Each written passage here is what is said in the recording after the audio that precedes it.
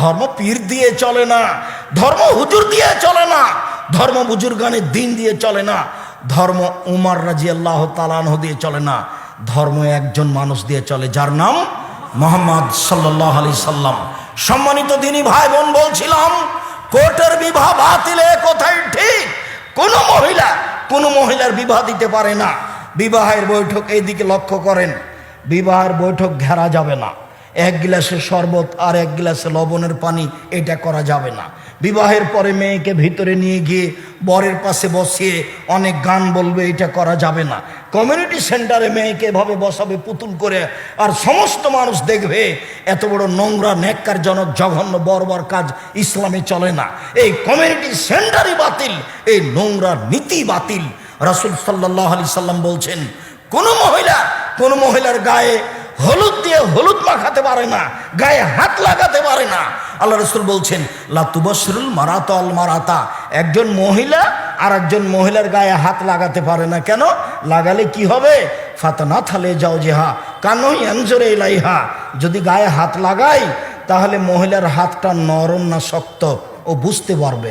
কোন সময়ে যদি তার স্বামীকে বলে যে খালেদার গায়ে হলুদ মাখাচ্ছিলাম, খালেদার গাওটা এতই নরম, তখন তার স্বামী তাকে অন্তরের চোখে দেখবে।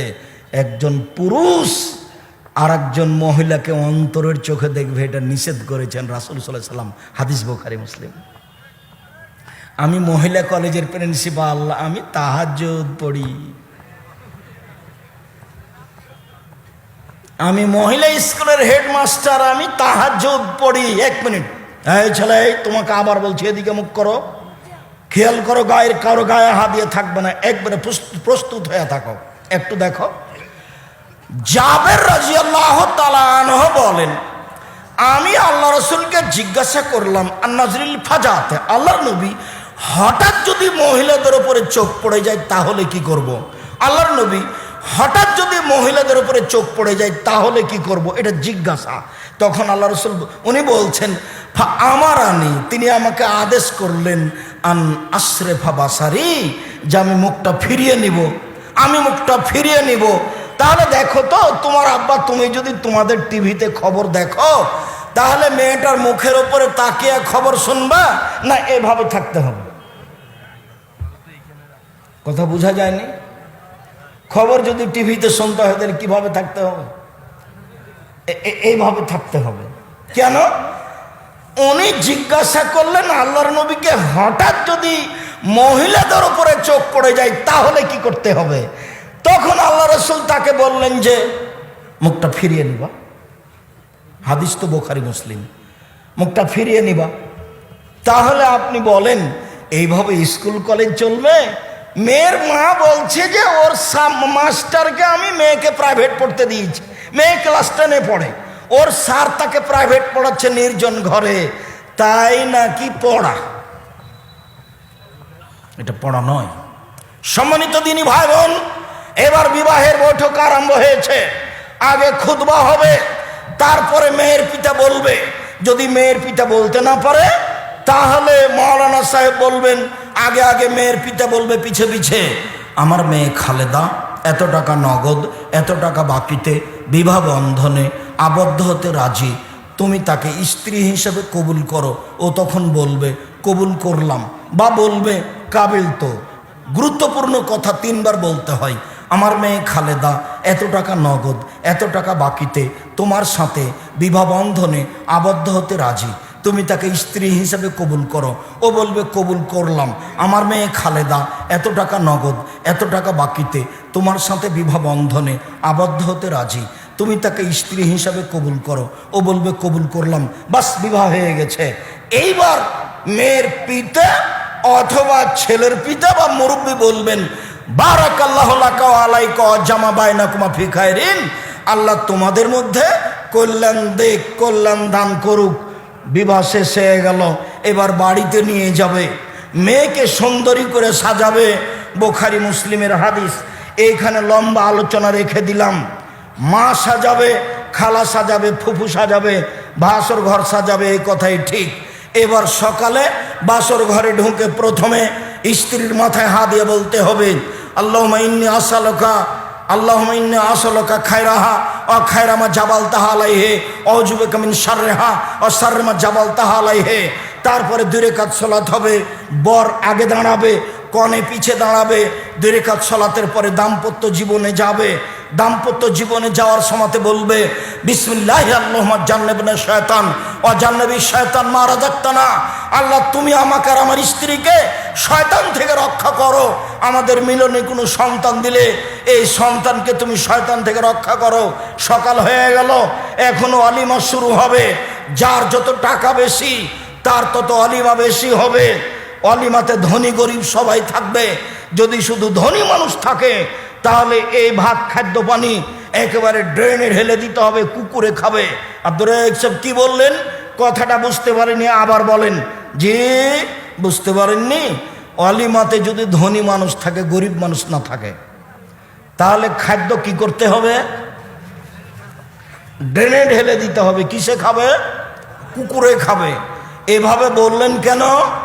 আল্লাহর নবী বলেছেন আশার উত্তম, সবচেয়ে খারাপ খাদ্য, নিকৃষ্ট খাদ্য ওইটা যে খাদ্যে শুধু ধনী মানুষ থাকে, গরিব মানুষ থাকে না। দিন যায় রাত্রি যায়, দিন যায় রাত্রি যায়। সন্তান জন্ম নিল, সন্তান জন্ম নেওয়ার সাথে সাথে পাশে আজান বলতে হবে ছোট কণ্ঠে। এক কানে আজান, এক কানে একামাত, এ হাদিস জাল। এরপরে বাচ্চাকে কারো কাছে নিয়ে যেতে হবে, তাহানিক করে নিতে হবে। তাহানিক মানে একটা খেজুর অল্প একটু চাবিয়ে, খুব ভালো করে চাবিয়ে মুখের হাতটা আঙ্গুল দিয়ে নিবে, মুখ থেকে নিয়ে ওই বাচ্চার জিভার উপরে, মুখের উপরে দিয়ে দিবে। দিয়ে বাচ্চার মাথায় হাত দিয়ে দোয়া পড়বে, আল্লাহুম্মা ইন্নী আউযু বিকালিমাতিল্লাহি তাম্মা, আউযু বিকালিমাতিল্লাহি তাম্মা মিন কুল্লি শাইতানিন হাম্মা ওয়া মিন কুল্লি আইনিন লাম্মা। এই দোয়া পড়বে। দাদা দাদি তো আর জানে না, নানা নানি জানে না। এমনিতেই রোজ নাতনিকে আদর করছে। কি বলে যে আদর করছে তার কোনো হিসাব নাই। কখনো বলছে তুই বিবাহ বসবি, কখনো বলছে তোর বর পছন্দ হয়। ও তো দাদার জানা নাই কি দোয়া পড়তে হবে। আজ থেকে জরুরি বলছি, ছেলে হোক মেয়ে হোক, নাতি হোক নাতনি হোক, হাতে নিয়ে কোলে নিয়ে মাথার উপরে হাতটা রেখে বলবেন আউযু বিকালিমাতিল্লাহি তাম্মা, আল্লাহর পূর্ণ কালেমা দিয়ে আমি তোমার কাছে, আল্লাহ তোমার ব্যাপারে আল্লাহর কাছে আশ্রয় চাচ্ছি। মিন কুল্লি শাইতানিন হাম্মা, সব শয়তানের ক্ষতি থেকে, বিষাক্ত প্রাণীর ক্ষতি থেকে। অমিন কুল্লি আইনিন লাম্মা, আর খারাপ বিষাক্ত বদনজর হতে। বদনজর খুব খারাপ জিনিস। একটু যদি আপনার বাচ্চার গায়ে বদনজর লেগে যায় কাউরেও, তাহলে সারা রাত বাচ্চা একবারে বমন করে পায়খানা করে তুলে একবারে মনে হবে যে বাচ্চা গেল। স্বামী স্ত্রীর সারা রাত দুইজন মিলে ফালাকার নাশ করবেন আর গায়ে ফোঁক দিবেন, ফালাকার নাশ করবেন আর গায়ে ফোঁক দিবেন, কেটে যাবে ইনশাল্লাহ। বদনজর খুব খারাপ জিনিস। 1 মিনিট বদনজর দেখায় আপনাকে। 1 মিনিট। আপনার স্ত্রী আপনাকে বলছে শোনো শোনো শোনো, দেখো এই যে মুরগির বাচ্চাগুলি 13টা বাচ্চা কত সুন্দর, বেশ সুন্দর। আপনি বলেন হ্যাঁ বেশ সুন্দর। তার আপনি জোহরের সলাত আদায় করতে গেলেন, জোহরের সলাত আদায় করে আসতে আপনার স্ত্রী বলছে আরে আর শুনেছিল চিল এসে 3টা বাচ্চা নিয়ে চলে গেছে। সন্ধ্যার সময় সব বাচ্চাগুলি ঝিমিয়ে গেছে। এর নাম বদনজর। বুঝতে পারলেন কথা? এর নাম বদনজর। বদনজর খুব খারাপ জিনিস, যেটা মানুষের লাগে, আপনারও লাগতে পারে, আপনার স্ত্রীরও লাগতে পারে, আপনার ছেলে মেয়েরও লাগতে পারে। ওর ফলাফল হলো ফালাক নাশ করতে হবে। এরপর বাচ্চা হাঁটতে পারে, পায়জামা পরাতে হবে, জাঙ্ঘিয়ে নয়, হাফ প্যান্ট নয়। বাচ্চা পড়তে শিখেছে, ওকে ধারাবাহিকভাবে শিক্ষা দিতে হবে। 7 বছর বয়সে সলাত আদায়ের জন্য বলতে হবে। সম্মানিত দিনী ভাই বোন, আদর্শ পরিবারের জরুরি একটি কথা বলে আজকের মতো শেষের দিকে আসছি। যদিও আপনার বসে থাকাতে আমি খুবই খুশি, লাখো জনগণ, এরপরেও পরিবেশ আমাদের পূর্ণ অনুকূলে নয়। আমরা রাজশাহী ফিরে যাব, আবার আমরা কুষ্টিয়া, সম্ভবত খুলনা, বাঘেরহাট যেতে হবে। মর্মে আমরা আলোচনা কাছিয়ে নিয়ে এসে আপনাদের সামনে জরুরি কয়েকটি কথা বলে রাখছি। সম্মানিত দিনী ভাই বোন, এই ছেলে এই থামো, মানুষের জীবনে 4টা নসিহত থাকলো। 1, 5 ওয়াক্ত সালাত। 2, হালাল রুজি। 3, কোরআন তেলাওয়াত। 4, দোকানে আড্ডা না পিটা।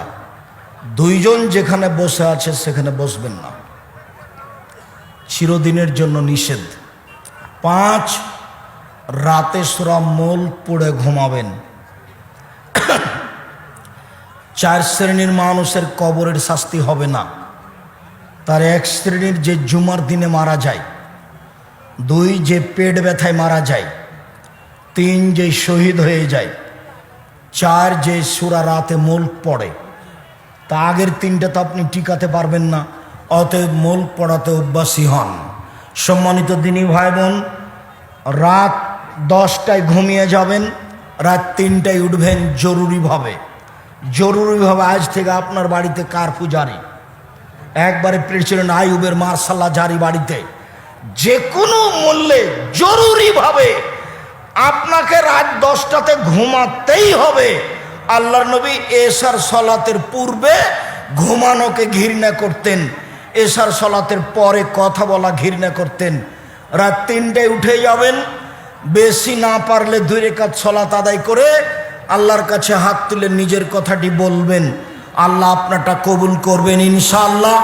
মর্মে সমস্ত দিনী ভাই বোনকে আজকের আলোচনা গুরুত্ব সহকারে দেখার আন্তরিকভাবে অনুরোধ জানিয়ে, আমাদের বই পুস্তক আছে, আমি তো বলেছি মুখে কলমে মিডিয়ায়।